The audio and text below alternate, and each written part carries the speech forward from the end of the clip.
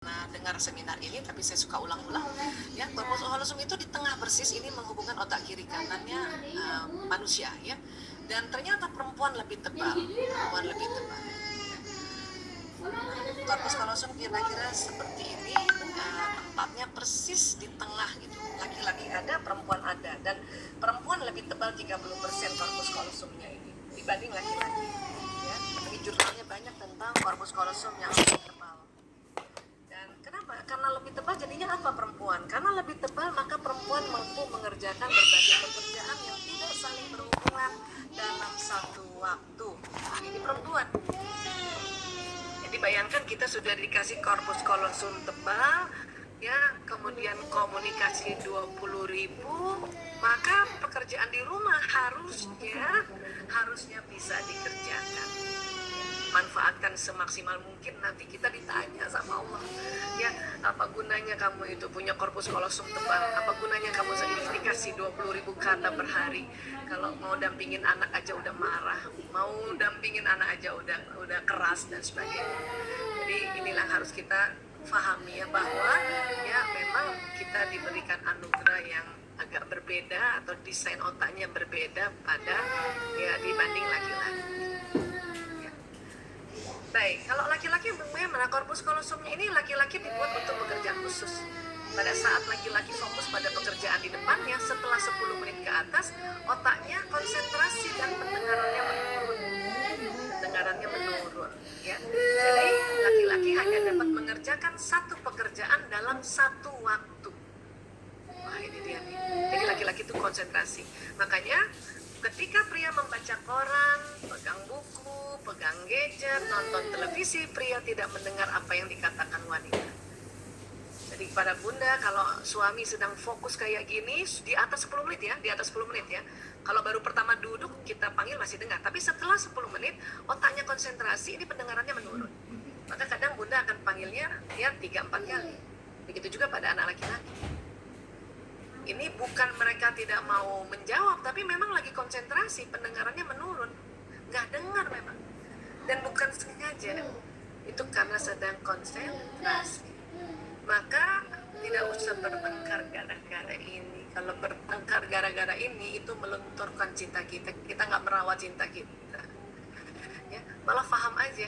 Nengok, kadang-kadang bapak-bapak nengok istrinya, mukanya udah muram, matanya udah melotot gitu ya. Kata bapak-bapak, saya heran ya kenapa istri-istri kalau manggil matanya melotot. Saya bilang itu panggilan keempat, Pak. Yang istri bapak cantik panggilan pertama. Makanya pas pas suami nengok karena udah panggilan keempat, si istri kan udah marah, mukanya udah melotot. Untuk itu supaya kita merawat cinta, karena kita paham tentang perbedaan otak ini, maka kalau mau ya memanggil laki-laki atau suami atau anak laki yang sudah konsentrasi, dan pada saat ya kita berharap pada saat mereka menoleh dan lihat kita dan kita masih cantik ya, pakai tips ini. Apa itu? Tetap tersenyum ya sambil kita memanggil. Sampai berapa kali? Ya, sampai 5 kali. Jadi kita pertahankan senyum sampai panggilan kelima. Supaya apa? Supaya pas nanti suami nengok atau anak laki nengok, kita masih cantik. Ini yang harus kita pahami, supaya laki-laki nggak bilang kenapa sih istri-istri kalau manggil marah terus ya, padahal itu karena kita nggak paham. Kita sangka laki-laki sengaja tidak mau menoleh, padahal kita sudah panggil 3 dan 4 kali. Atau kalau laki-laki sedang fokus kayak gini, bunda mau ajak makan dan cuman ngomongnya sekelebatan, itu dia nggak dengar loh, bukan sengaja, memang nggak dengar ya. Ayah makan yuk, cuman sekali dan sambil lalu, itu nggak dengar.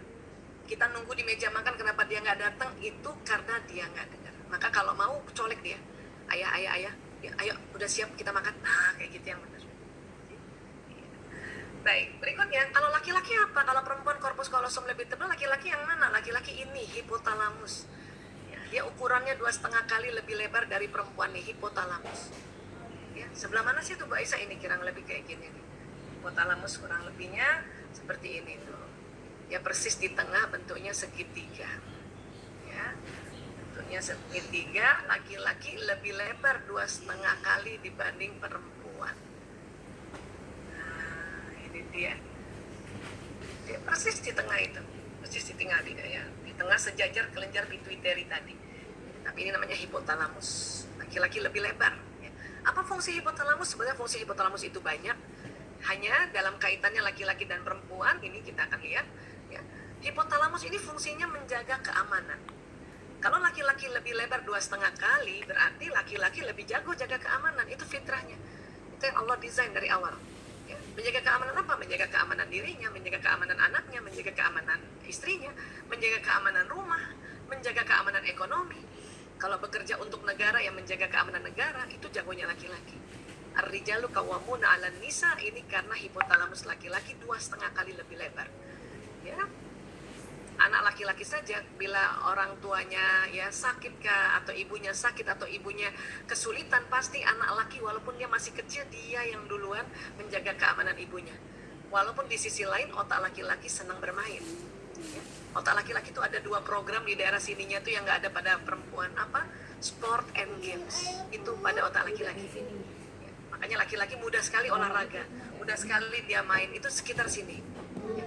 Kalau perempuan ada program di sekitar sininya nih, ya agak-agak ke oksipitalis ini, yang tidak ada pada laki-laki. Apa program perempuan? Belanja. Nah, itu programnya perempuan di sini nih, di kepala agak ke bawah gini. Minum dulu segitu. Jadi jangan heran kalau perempuan senang belanja. Tinggal pengendalian diri aja. Ya. Oke, baik sekarang. Jadi kita sebagai istri atau sebagai ibu harus perhatikan makan minumnya suami dan makan minumnya anak laki-laki. Kenapa? Karena dia lebih lebar dari kita. Suami kalau pulang, yang pertama yang harus ditanya itu, ayah udah lapar ya? Atau ayah udah makan, ayah mau minum, ayah haus, gitu. Abi mau makan, Abi mau minum, nah itu cocok banget sama otaknya. Ya, siapkan. Walaupun dia sudah duduk, ya sudah siapkan. Dia minta apa, siapkan lagi. Anak laki juga begitu. Kalau ada anak laki ya mau misalnya ngerjain PR dan kemudian dia lapar, dia minta makan, kasih aja makan dulu. Walaupun misalnya PR-nya itu tinggal tanggung satu lagi nomor. Ya, kata anak laki, bunda aku udah lapar, kasih makan aja dulu bun. Karena kadang-kadang bun ini kan ya perempuan karena hipotalamusnya lebih tanggung, satu lagi, padahal si anak udah lapar. Mereka kasih makan dia. Oke, kita makan ya, nanti habis itu selesaikan lagi rakyat, nggak satu lagi. Itu seneng banget. Itu anak laki akan cinta banget sama ibunya. Kenapa? Karena berarti ibunya paham tentang diri. Kadang-kadang kita anak-anak nggak tahu kalau hipotalamusnya besar. Atau dia cepat lapar aja, lapar, haus. Kemudian ini apa? Pusat tidur. Jangan heran ya, anak laki-laki lagi belajar online ya, kadang-kadang ya lele ketiduran. Ya. Atau mungkin soal suami gitu ya, di tempat tidur paling duluan dia tidur biasanya, paling duluan nyenyak, karena memang pusat tidurnya lebih lebar ini pada laki-laki. Jadi jangan heran, dan nggak usah heran juga kalau nanti malam hari ibu-ibu yang duluan bangun kalau anaknya bangun atau anaknya nangis, ibu-ibu yang loncat duluan, bapaknya kita lihat masih tidur. Karena memang hipotalamus laki-laki lebih lebar. Laki-laki sengaja Allah buat supaya cepat tidur, karena apa? Besoknya harus lagi menjaga keamanan. Ya, itu harus dengan ya tidur yang cukup, makan yang cukup, minum yang cukup. Nah, ini dia. Ya. Apalagi ya mohon maaf, ini pusat syahwat birahi. Laki-laki 2,5 kali lebih lebar. Bagi laki-laki syahwat birahinya memang lebih besar dibanding perempuan. Dan tempat pusat syahwat birahi dengan pusat menjaga keamanan itu jadi satu.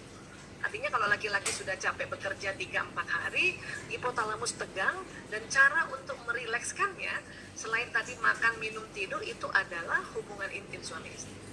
Dan ini harus tahu kita sebagai istri perempuan bahwa hipotalamus laki-laki, hipotalamus suami lebih lebar dibanding kita. Maka ibu-ibu tuh harus siap-siaga ya. Pokoknya kalau suami sudah ajak untuk berhubungan intim suami istri ya, kemudian kita misalnya ya memang tidak ada halangan yang wajib, misalnya menstruasi atau masa nifas ya, harus siap. Kenapa? Hipotalamus mereka memang jauh lebih lebar. Supaya apa? Supaya besoknya mereka bisa menjaga keamanan lebih baik lagi, termasuk menjaga keamanan ekonomi ya. Baik, nah kemudian apalagi tadi itu beberapa perbedaan aja ya, karena banyak sekali sebenarnya perbedaan, tetapi yang penting-penting seperti itu. Nah, satu lagi apa? Di dalam otak manusia itu ada otak emosi. Inilah yang membuat kadang rasa cinta itu tadi yang udah keluar dari daerah sini nih, daerah pituitary di sini ya, itu kadang-kadang diblokir oleh emosi. Dan otak emosi ini ada di semua otak manusia, bahkan hewan golongan mamalia, makanya disebut otak mamalia. Otak mamalia ini. Ya. Makanya kita punya sifat binatang nih. Ya, sifat binatang, dan kadang-kadang kita bisa lebih rendah derajatnya dari binatang karena ada otak mamalia atau otak emosi atau limbic system yang harus kita kendalikan. Seandainya kita tidak bisa kendalikan, maka ya derajat kita bisa lebih tinggi dari binatang. Nah, di dalamnya itu terjadi beberapa, kalau kita lihat ini ya, beberapa level emosi dari jenis-jenis emosi. Kok bentuknya kayak tanda, Boy? Iya, karena ternyata setelah di pakai EEG, elektroencephalograph, setiap level emosi itu ada frekuensinya. Dan pada saat ditulis kayak gini, dipaparkan kayak gini, ternyata kayak tangga. Makin ke atas makin positif, makin ke bawah makin negatif. Ya. Dan kalau digabungkan dengan ilmu hawa nafs, ini 3 yang pertama namanya nafsu lawamah, 3 yang di tengah nafsu amarah, ya. Kemudian ini mutmainnah. Dia nggak bisa hilang, ada semua di otak kita. Dia hanya bisa ya naik. Hati-hati kalau bisa naik agak lamaan sedikit. Kalaupun nanti turun lagi, naikkan lagi. Nah, makanya ada sebutan-sebutan anak sekarang bilangnya move on, karena emosi ini harus di move on kan, dinaikkan memang. Ya, seperti ini. Nah, jadi orang kuat adalah orang yang dapat mengendalikan dirinya kala marah. Ini hadis riwayat Bukhari dan Muslim, ya, Rasulullah bersabda.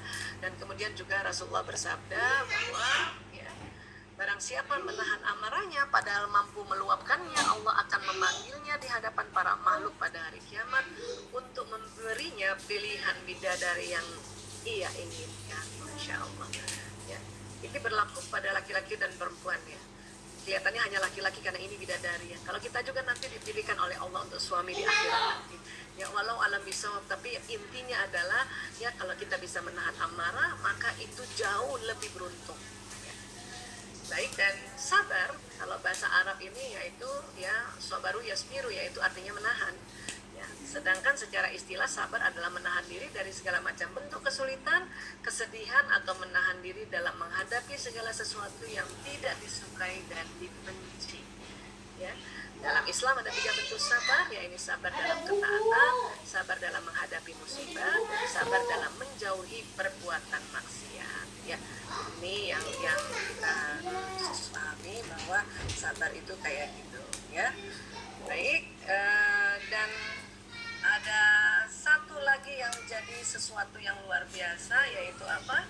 Ini dia, ya. Kita untuk sabar dan sholat sebagai penolong. Ya ayyuhallazina amanu sta'inu bis-sabri was-shalah innallaha ma'as-sabirin. Hai orang-orang yang beriman, jadikanlah sabar dan sholat sebagai penolongmu, sesungguhnya Allah bersama orang-orang yang sabar. Surat Al-Baqarah 153.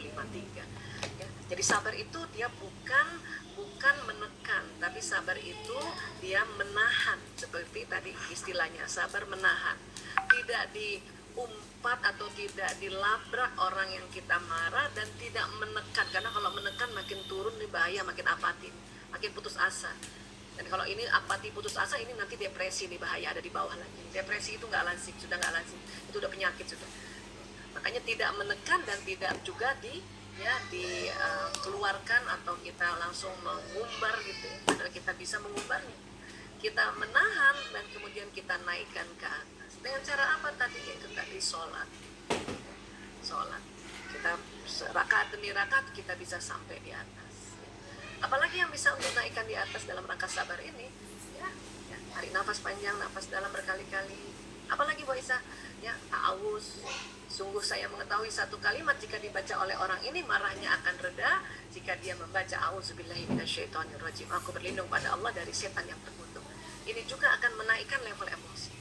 Apalagi yang bisa menaikkan level emosi? Perbanyak istighfar. Astagfirullahaladzim. Siapa saja rutin baca istighfar, maka Allah akan memberikan solusi atas setiap kesulitannya, penyelesaian bagi setiap permasalahannya, dan dia akan memberinya rezeki dari jalan tak terduga. Masya Allah. Ya, ini luar biasa. Jadi ternyata dengan kita istighfar itu kita bisa naikkan level emosi. Dan rezeki karena istighfar ini, surat Nuh ayat 10 dan 11, beristighfarlah kepada Tuhanmu, sesungguhnya Dia adalah Maha Pengampun, pasti Dia akan mengirimkan hujan kepadamu dengan lebat dan memperbanyak harta. Inilah cara-cara kita untuk bisa naik level emosi. Apalagi yang bisa naik level emosi, ya, itu selain sholat, ya istighfar, baca Quran, sharing, ngobrol, ya, dengar seminar, dengar tausiah, baca buku dan sebagainya, itu insya Allah akan menaikkan level emosi kita sampai ke zona ikhlas atau nafsu mutmainnah, ya. Baik, saya mungkin sampai sini dulu Kang Yusuf, kita buka aja tanya jawab. Nah, rasa sudah hampir setengah 3, ya. Jadi saya kembalikan ke Kang Yusuf, mudah-mudahan nanti kita berdalam lagi lewat tanya jawab, ya. Baik, terima kasih. Terima kasih Dr. Aisyah yang sudah berbagi dengan yang muda sekalian, ya, merawat cinta baik pada pasangan, anak ataupun orang tua ataupun pada sang khalik, ya. Baik, ada beberapa pertanyaan, kita akan pilih beberapanya, namun saya harus umumkan sementara donasi wakaf yang sudah terkumpul sejak tadi Ustadz Toleh Hidayat memberikan materinya dan juga mengajak untuk bergotong royong berwakaf. Alhamdulillah ya Bunda, beberapa menit yang lalu telah terkumpul donasi wakaf sementara, saya yakin sementara karena terus nanti Ayah Bunda akan terus mengisi dan akan berwakaf. Sementara telah terkumpul senilai Rp88.360.000. Allah Akbar, 88 juta lebih. Ya, Dr. Aisyah, alhamdulillah dalam beberapa menit yang lalu telah terkumpul 88 juta, termasuk beberapa orang tua Ayah Bunda yang sebelum acara mulai sudah mau berwakaf. Sangat-sangat luar biasa. Yuk kita masuk sesi tanya jawab terlebih dahulu, ya, Dr. Aisyah, ya. Baik, ini pertanyaan yang pertama dari Bunda Nana Kanaya. Ini pertanyaan juga mirip dengan Bunda Siti Nuryani. Pertanyaannya seperti ini, Bunda Aisyah, ya. Ini pertanyaan katanya, gimana cara menumbuhkan rasa cinta lagi, ya, rasa cinta lagi kepada pasangan kita, karena rasa cinta itu pernah hilang atau karena ada rasa kecewaan yang mendalam. Itu dari Bunda Kanaya. Dari Bunda Siti Nuryani ini mirip-mirip kayak seperti itu. Ini menumbuhkan rasa cinta dengan orang tua dan juga suami, karena katanya beliau ini tinggal satu atap, ada konflik antara suami dengan orang tuanya. Dia dilema nih, Bu Dr. Aisyah, satu sisi suami, satu sisi orang tua. Nah, pencerahan ya Bu, bagaimana nih? Karena ada kekecewaan. Silakan Dr. Aisyah. Baik, ya, ini menumbuhkan rasa cinta itu, kalau saya kasih lihat gambarnya dulu boleh, ya. Ya, kan tubuh kita ini, ya, kan ya saya akan turunkan lagi. Ya, tubuh kita nih, tubuh kita kayak kabel listrik nih. Ya, apa yang diucapkan jalan, apa yang didengar jalan, apa yang dilihat jalan, dan ini nanti mempengaruhi otak, emosi, dan juga mempengaruhi kelenjar pituitari tadi. Jadi kalau mau menemukan rasa cinta itu harus diomongin, ya. Bismillahirrahmanirrahim, ya, saya semakin cinta pada pasangan saya atau pada suamiku, sebut namanya. Kalau saya pada suamiku Priyanto bin Sismadi, kalau perlu nama kakinya lagi bin Parto Dimulyo, itu diucapkan, ya. Bismillahirrahmanirrahim, itu aja kalimat Bismillahirrahmanirrahim dengan nama Allah yang Maha Pengasih lagi Maha Penyayang, itu jalan di badan kita, jalan ke otak, dia menstimulasi tadi, ya, di kelenjar pituitari di sini, yang pertemuan dua alis, dia keluarkan hormon dopamin, ya, masuk ke dalam pembuluh darah, masuk ke jantung, nanti mengirim ke seluruh tubuh, maka seluruh tubuh kita mulai lagi ada perasaan-perasaan yang deg-degan, ya, keringat dingin, dan kayaknya mau menatap dengan penuh senang hati. Ini seperti, jadi memang harus diucapkan, ya. Ucapan pada diri sendiri, ya, bukan kita ucapkan sama pasangan kita. Kadang-kadang kalau di Indonesia masih belum biasa, ya, saya sayang sama kamu belum biasa, apalagi bapak-bapak itu jarang banget laki-laki bilang I love you. Tapi kita ucapkan diri kita sendiri. Innamal a'malu binniyat, sesungguhnya amal ini, aktivitas tubuh kita didahului dengan niat, itu yang harus dilafazkan, baik sir maupun zahir, itu silakan, ya. Ya Allah, saya semakin cinta. Atau karena di telinga kita ini ada lobus temporalis, di sini ditemukan God spot oleh Donna Zahar Ian Marshall tahun 2000 di Harvard University. Mereka mengatakan di sini ada God spot, dan mereka mengatakan di sini itu ada, ya, separuh sifat-sifat Allah yang diberikan pada kita. Jadi kalau Allah Maha Pengasih lagi Maha Penyayang, kita punya sifat pengasih dan penyayang, dan sudah ada ditaruh di atas telinga, di lobus temporal. Tinggal kita nyalakan. Makanya kalau ingin misalnya rasanya hampa, udah kita omongin pakai bahasa Indonesia, ya, terus kita mau lagi untuk menstimulasi program Rahman dan Rahim di atas telinga kita, kita sebut itu ya Rahman, ya Rahim, ya Rahman, ya Rahim, ya Rahman, ya Rahim. Maka program Rahman Rahim di atas telinga kita itu nyala, dia jalan lewat sistem saraf, karena sistem saraf ini kayak kabel listrik, dia bawa pesan gitu ya. Dan kemudian nanti terekam lagi di jantung, karena kita ada penelitian bahwa jantung itu kolbu, dalam jantung itu ada otaknya sendiri.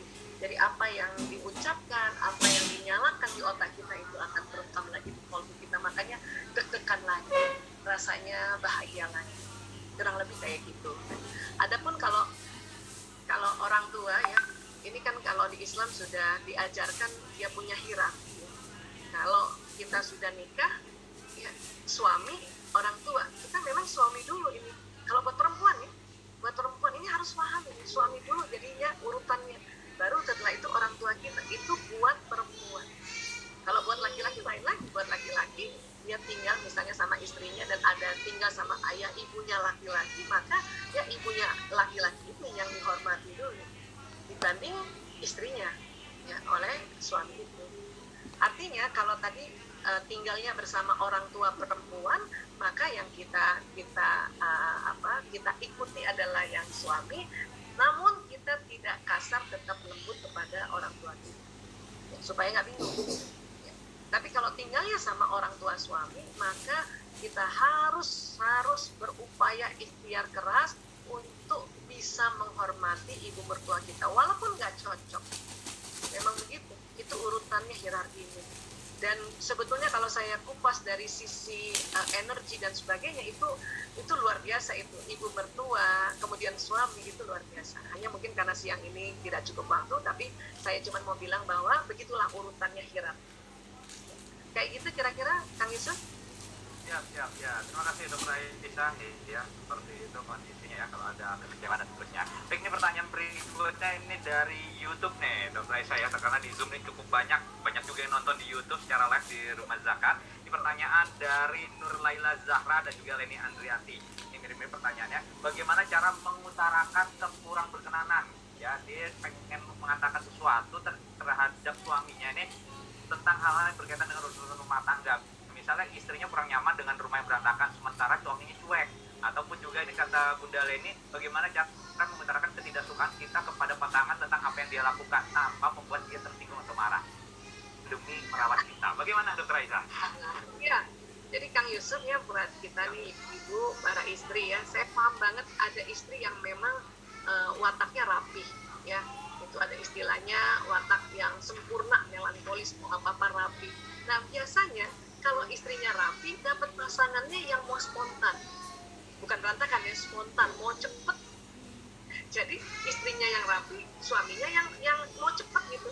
Karena mau cepat, kadang-kadang taruh handuk, taruh baju kotor itu nggak di tempatnya gitu, karena mau cepat ya. Karena biasanya suami yang ekstrovert mendapati istri yang introvert. Istri introvert itu biasanya pemikir, mau rapi, detail. Nah kalau buat saya, kalau ditanya sama saya, coba belajar tentang watak suami istri yang memang selalu bersilangan. Kadang-kadang istrinya yang berantakan atau istrinya yang mau cepat, suaminya yang rapi. Itu memang dipasangkan oleh Allah, dan itu makanya disebut soulmate, belahan jiwa, untuk saling ya membantu, mensupport. Jadi kalau suami misalnya ya pakai handuk dia taruh, kita boleh kok bilang, ayah, abi taruh di sini ya, gitu. Tapi mungkin hari itu ditaruh, cuman nggak serapih kayak istrinya yang taruh. Karena biasanya kalau istri yang rapi, itu taruh handuk, habis pakai handuk ditaruh tempat handuk kan, ujung ketemu ujung kan, itu rapi banget. Nah, suaminya karena memang mau cepat, mau buru-buru juga, pokoknya udah taruh handuk di tempat handuk, walaupun diumpel-umpel, itu udah bagus gitu. Itu sudah kemajuan namanya ya. Karena kadang-kadang kalau suami yang ekstrovert, suami yang memang dia harus cepat kerjanya, disuruh selalu rapi, nanti hilang dia, habis dia punya kreativitas. Jadi pahami aja. Bahkan kalau bisa istri bilang aja gini, yes, aku yang betulin. Kenapa? Karena ibu nanti yang dapat pahala. Bismillahirrahmanirrahim, betulin handuknya suami, ya Allah, itu masuk surga gara-gara itu. Ya. Ya. Baju lemari istri kan biasanya yang melankolis rapi gitu. Sementara suaminya ambil baju itu yang di tengah, bukannya diangkat, langsung tarik aja kan gitu. Goyang lah itu kadang-kadang isi lemari. Ya sudah, Istri seneng aja, paling kita paham, oh ya itu dia mau cepat, bukan karena sengaja mau berantakan, mau ngotot, oh dia mau cepat. Ya sudah, kita tutup aja lemarinya dulu, setelah dia pergi kita aja ngerapiin, alhamdulillah gara-gara itu masuk surga. Terus kalau ada sesuatu yang mau serius diomongkan, laki-laki itu atau suami itu senang janjian. Ya, saya juga kalau ada sesuatu yang sangat serius saya mau sampaikan, baik soal anak-anak atau soal perasaan saya, ya, saya bilang sama suami, misalnya nih jam segini ini saya langsung WA, ayah malam ini jam 8 malam aku mau ngomong ya. Nah laki-laki itu sama, kalau ngomong serius tentukan jamnya, ya. Terus tentukan berapa menit durasinya, ya aku nanti minta waktu 30 menit aja. Terus tentukan apa topiknya, ya. Biasanya dia akan tanya kenapa, ada apa, enggak saya mau ngomong tentang perasaan saya, oke. Dan betul jam 8 malam kadang-kadang saya lupa, suami yang bilang tadi katanya kamu ngomong, oh iya.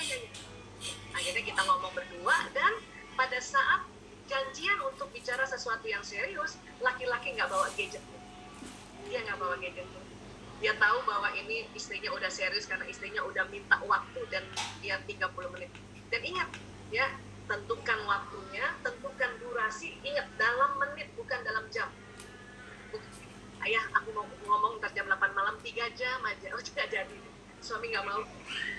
Laki-laki takut kalau diajak ngomong perempuan yang serius dalam bentuk jam, bentuk menit aja, 30 menit udah cukup, ya. Dan tentukan ini soal apa, misalnya ini soal nanti sekolah anak-anak, ya oke, nanti udah siap itu cara laki-laki untuk kita ajak bicara yang serius. Selebihnya kita ngomong ngalur ngidul aja, si suami masih pegang gadget juga, udahlah itu nggak apa-apa, emang begitu dinamikanya, ya.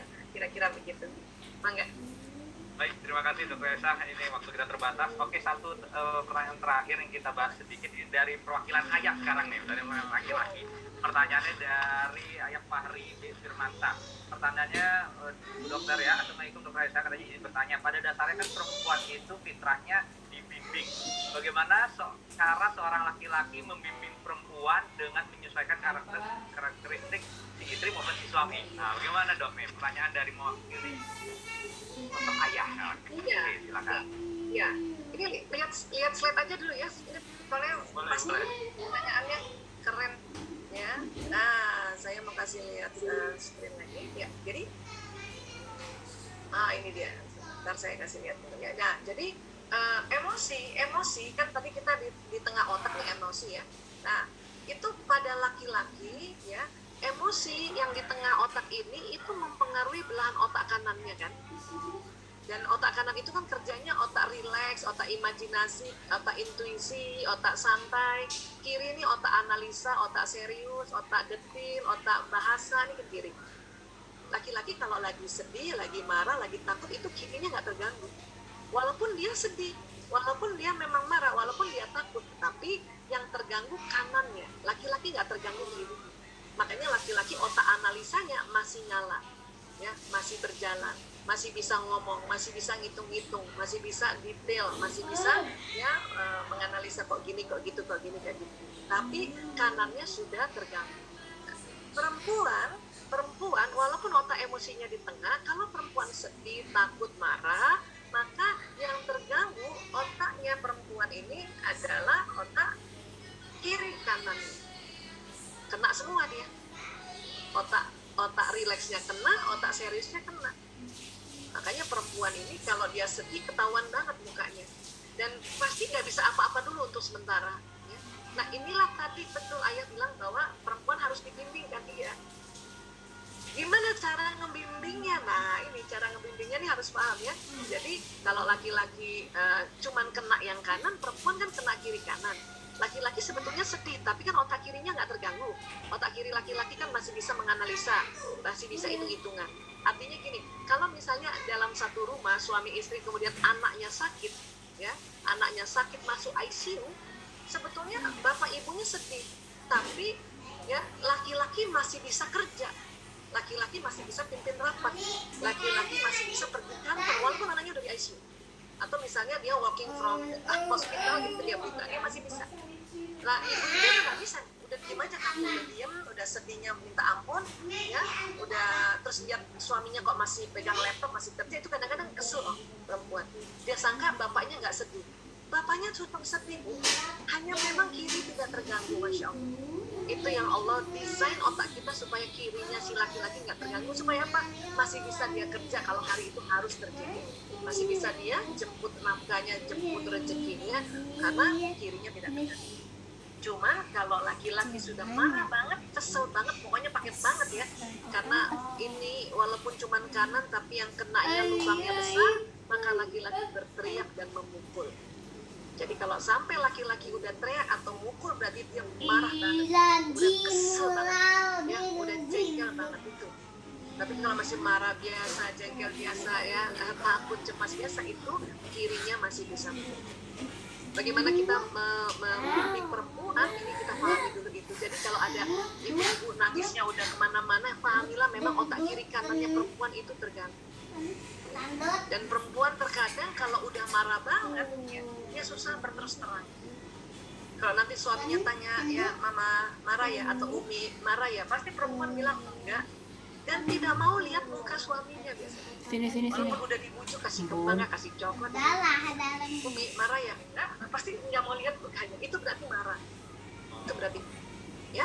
Dan pahamilah kalau perempuan bilang tidak dan nggak mau lihat muka suaminya, maka dia ingin ditanya lagi sampai 3 kali.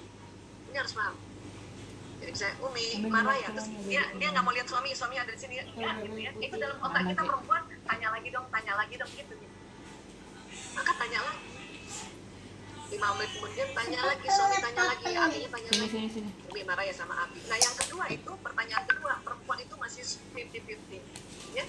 Siapa yang marah? Rugi amat kita kadang-kadang kita, padahal udah mulai mau bilang iya gitu.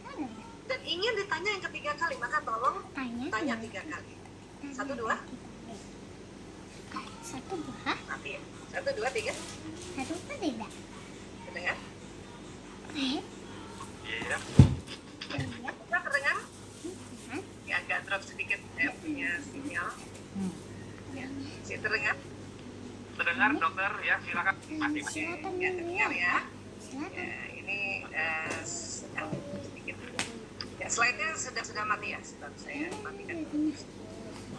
Ya, teknologi sangat membantu, tapi kadang-kadang kita harus siap ya jaringan dan. Ya oke ya. Nah, jadi kalau tadi seperti tadi nih, kelihatan lagi kan slide-nya? Sudah kelihatan? Nah, ya, oke. Bentar ya, ini dulu.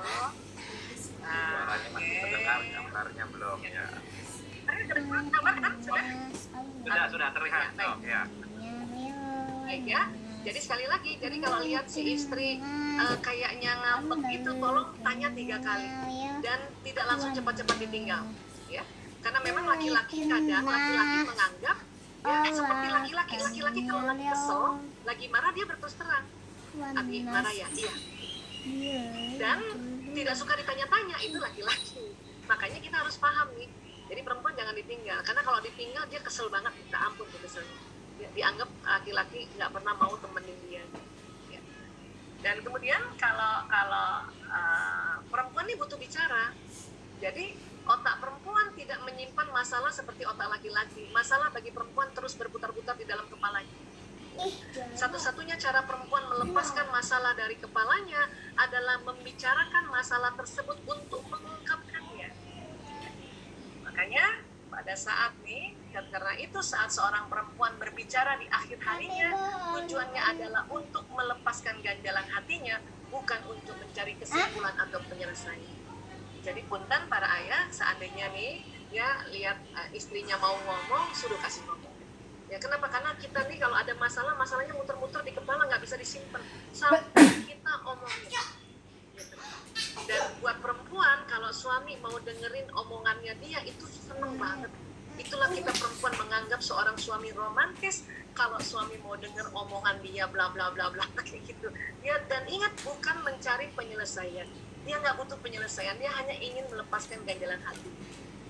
Dan kadang-kadang perempuan ini setelah udah bahas masalah ini, bisa dibahas ulang lagi 3 bulan berikutnya dengan masalah yang sama. Ini bisa lagi dibahas. Makanya dikatakan perempuan ini ahli sejarah. Kadang diulang lagi. Nanti tahun depan diulang lagi, kita bahas lagi soal ini. Kata suami kadang-kadang, loh kan udah dibahas waktu itu. tetap aja perempuan kadang-kadang muncul lagi 3 bulan itu kepalanya puter-puter. Makanya kasihlah, biarkan dia bicara ya. Dan ya ini dia, makanya perempuan kalau dia bicara hanya ingin disimak, sementara laki-laki bila mendengar curhat selalu ingin menawarkan solusi. Jadinya bertengkarnya gara-gara ini. Ya, ayah aku sakit kepala, kata suami minum obat, kan solusi bukan? Ya, itu kata perempuannya, kata istrinya bukan gitu ayah, aku udah minum obat semua, aku sakit kepala, padahal cuma ingin disimak. Bilang aja, kasihannya Umi capek ya, udah nggak jadi capek lagi. Jadi ini harus dipahami tentang hal-hal seperti ini, karena inilah perbedaan yang nantinya membuat seorang perempuan dan seorang laki-laki ini akan merawat cintanya. Masya Allah. Pak, ini dari siapa nih? Bu Cia Prista. Bener banget Bu Dokter. Masya Allah. Iya, bener banget ya. Paling sering tuh kalau Iya. Ya. Baik, saya kembalikan lagi. Baik, ya terima kasih Dokter Raisa. Ya, karena banyak komen tadi, wah ini sayang banget katanya, ternyata ada tempatnya ternyata kayak gitu ya. Waduh, materi Dokter Raisa sangat luar biasa ini. Yang mana, Kang Yusuf, yang mana? Yang mana tadi? Ciri-ciri yang mana? Mulai dari rebutan remote TV, macam-macam gitu. Pokoknya sayang banget. Oke, pada senyum-senyum semua nih dokter ya. Ayah bunda ini. Kalau para muda tahu kan enak kan? Ya Allah. Nah, itu aja kita buat ibu-ibu, ya Allah dia laki banget, tapi bapak-bapak ya Allah istriku perempuan banget, udah gitu aja. Iya betul. Baik. Nanti menyebut. Oke, baik Ibu Rita. Mudah-mudahan para suami nyimak Ibu Rita Kurniasari. Waduh, ya. Oke, baik, banyak yang senyum-senyum sendiri dari tadi ya menyimak materi Dokter Aisyah. Baik, Dokter Aisyah, nih waktunya kita terbatas nih. Acara kita belum selesai, ada beberapa pengumuman, salah satu juga pengumuman hadiah. Nanti di akhir acara termasuk kita akan umumkan berapa total donasi wakaf yang terkumpul untuk pembangunan sekolah Jakarta sekolah juara di Jakarta. Namun sebelumnya, sebelum Dokter Aisyah harus closing, kita foto bareng dulu. Ya, silakan ayah bunda, kameranya diaktifkan. Ya, kamera di zoomnya boleh diaktifkan biar ada bukti bahwa ayah bunda di siang hari ini berkumpul bersama Dokter Aisyah, narasumber kita yang luar biasa, berbagi kepada ayah bunda, langsung praktekkan tentunya di keluarganya bersama istri dan suaminya. Yuk kita foto bareng dulu, berikan senyum terbaik. Nah, nanti kita akan pilih loh foto yang paling keren, yang paling menarik. Nah, nanti akan dapat hadiah juga di akhir acara selain beberapa kategori lainnya. Oke, siap, berikan senyum terbaik. Teman-teman panitia di balik layar menyiapkan diri untuk foto bersama. Hitungan ketiga, berikan senyum terbaik. 3, 2, 1. Oke, cheese. Oke, siap. Lalu berikutnya, ya, gaya tangannya semua membentuk huruf W. Ayah bunda boleh dibantu huruf W seperti ini. Ini kita tandakan kita sedang di acara gelombang wakaf. Kita akan sosialisasikan, kita akan perlihatkan kepada seluruh dunia bahwa di siang hari ini bersama Dokter Aisyah, ayah bunda berkumpul mensosialisasikan wakaf, bergotong royong bekerja sama untuk terus berwakaf, mendapatkan manfaat dari ibadah yang multi efek ini. Gelombang wakaf, kebaikan dimulai dari wakaf kita. 3, 2, 1, cheese. Oke, terima kasih ayah bunda. Baik, untuk sementara saya kembalikan Dokter Aisyah, mungkin ada sedikit poin-poin kepada ayah bunda sekalian di